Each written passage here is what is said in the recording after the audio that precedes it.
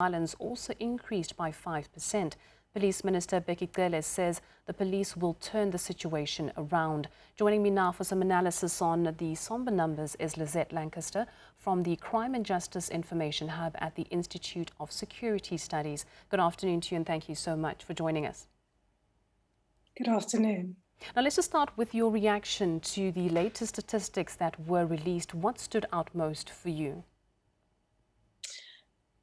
We see that interpersonal violence, the violence that happen in our homes, and when we are together in social environments, are the ones that increase the most. These are the murders, the assaults, and the sexual offences that are often the sort of characteristic of many December holidays, but it seems to be quite high this December when we compare it to the previous 2 quarters that we have seen as well during lockdown.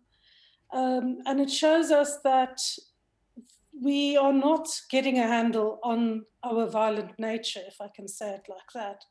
Even during lockdown 5, the murder rate and the violence rate only halved. And then it started taking or increasing again as the lockdown levels increased. So we also, or shall I say decreased, it's always confusing to talk about levels with crime and with lockdown. But by June, we saw that murder rate was exactly where it was almost before lockdown. And it's really, really important that we understand what it still drives these high interpersonal violence levels that we are facing. And it's clear that alcohol and curfews and all these restrictions alone cannot solve our problems. So do you think that perhaps a more holistic response then has to be taken? Because you mentioned that even reducing alcohol, restricting it, or actually banning it completely and having curfews doesn't really solve the problem. And you mentioned also the issue of the murder rate. Even during lockdown level 5, people were still getting murdered almost more than when there weren't any restrictions at all. Exactly, and what we see from the Q3 statistics that were just released is that people were murdered, assaulted and raped in homes, not open spaces, but at homes where they either lived themselves or where they were visiting. And that is showing us that we've got a social fabric problem. Now, yes, we had alcohol in December for most part. And yes, it does have an impact. We saw it from our trauma units. But we have a violence problem as a society that starts in our homes with our children that are exposed to violence almost on a daily basis. We have hunger that is plaguing our nation. And we know from research that food insecurity has got a very strong link with interpersonal violence. And then, of course, norms around women and how women should be perceived is another very pressing problem. The president started addressing this with his 5-point priority program before the lockdown.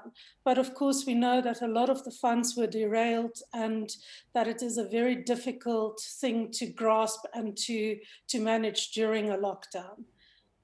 Now, we often hear actually periodically about the crime statistics, but would you agree that even though the president has sort of started on a plan to address some of these issues, we don't receive as much of feedback and an update on what is being done on the ground to solve these problems on a more permanent basis?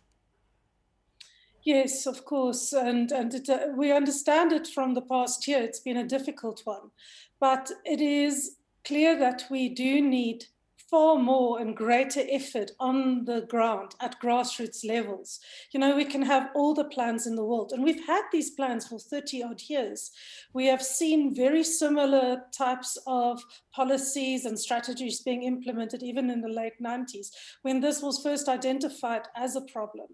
So, you know, there's a lot that needs to be done at grassroots level, at a police station level. The minister has spoken a bit about the sensitization and training. That has been on the card since about 20 odd years ago. The question is, how do we change these norms and values? They have done some really great stuff. We see that the specialized units dealing with child protection family violence and sexual crime has had major successes. We see that they have been capacitated more during this past year. So that is good news. We've seen some very successful prosecutions in this regard. But of course, we really need to look at what is being taught at our schools, some normative life orientation lessons around what it means to be masculine, feminine, and that type of patriarchy that needs to be addressed at that level, and also taking cases seriously. Women need to have their voices heard and taken seriously from day one. And that actually speaks to the next issue I want to talk to you about, which is how many cases actually go unreported. I know that some people actually blame the victims and ask, but why didn't you report this sooner? Why did you wait a month, a half a year, or a year, or even 10 years? But also there's that lack of trust in the justice system, you know, going to the police station and reliving the trauma that you went through when you have to report a case. Exactly. That secondary trauma is a huge issue. We know that very often women are not taken seriously, often brutalized and traumatized again by just the way they are dealt with. We know from previous studies in Gauteng, for instance, that 1 in 9 women reported rape by intimate partner, by strangers, and as many as 1 in 25 or only 1 in 25 actually reported crimes by their partners. So we know what we are seeing in the crime statistics would be only the tip of the iceberg. Many women are brutalized on a daily basis and just don't feel that they can trust the criminal justice system or anybody to deal with their matter. Well, Lizette, let's leave it there for this afternoon. Thank you so much for joining us and helping us to unpack some of the statistics we saw being released on Friday. That was Lizette Lancaster from the Crime and Justice Information Hub at the Institute of Security Studies.